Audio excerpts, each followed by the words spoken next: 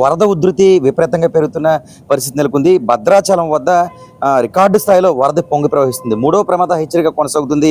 గోదావరికి సంబంధించి రాజమండ్రిలో 1వ ప్రమాద హెచ్చరిక ప్రస్తుతం కొనసాగుతున్న పరిస్థితి మాత్రం నెలకొంది. ప్రస్తుతం 11.75 అడుగుల నీటి మట్టం అయితే మాత్రం రాజమండ్రి గోదావరికి ఉన్నట్లుగా అధికార యంత్రాంగం కాసేపటి కింద రిలీజ్ చేసిన పరిస్థితి మాత్రం నెలకొంది. నీరు అంతకంత పెరిగే అవకాశం అయితే కనిపిస్తుంది. భద్రాచలానికి సంబంధించి 3వ ప్రమాద హెచ్చరిక కొనసాగుతుంది. నిన్న రాత్రికి 50.8 అడుగుల నీటి మట్టం అయితే మాత్రం భద్రాచలం చేరుకుంటున్న పరిస్థితి మాత్రం నెలకొంది.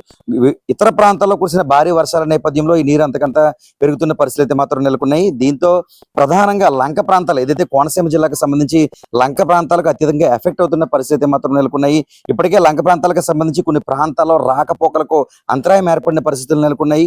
ఇదే విధంగా కొనసాగినట్లయితే 2వ ప్రమాద హెచ్చరిక కూడా వచ్చే అవకాశాలు ఉన్నాయి.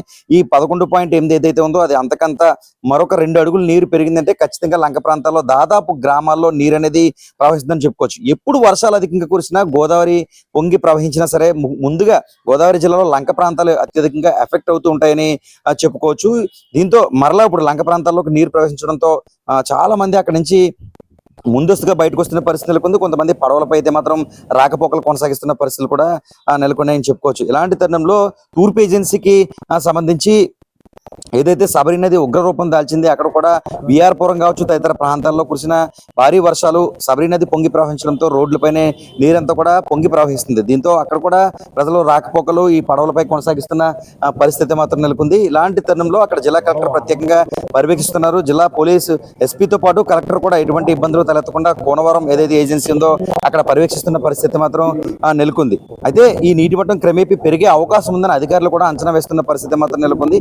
అయితే వాతావరణం కాస్త అనుకూలించి వర్షాలు తగ్గుముఖం పట్టినప్పటికీ కూడా ఇతర ప్రాంతాల్లో కురిసిన భారీ వర్షాల నేపథ్యంలో గోదావరి అయితే మాత్రం పొంగి ప్రవహిస్తున్న పరిస్థితి నెలకొంది. గోదావరి పరివాహక ప్రాంతం గుండా ఉన్న వారంతా కూడా అప్రమత్తంగా ఉండాలని అధికారులు అయితే మాత్రం తెలియజేస్తున్నారు.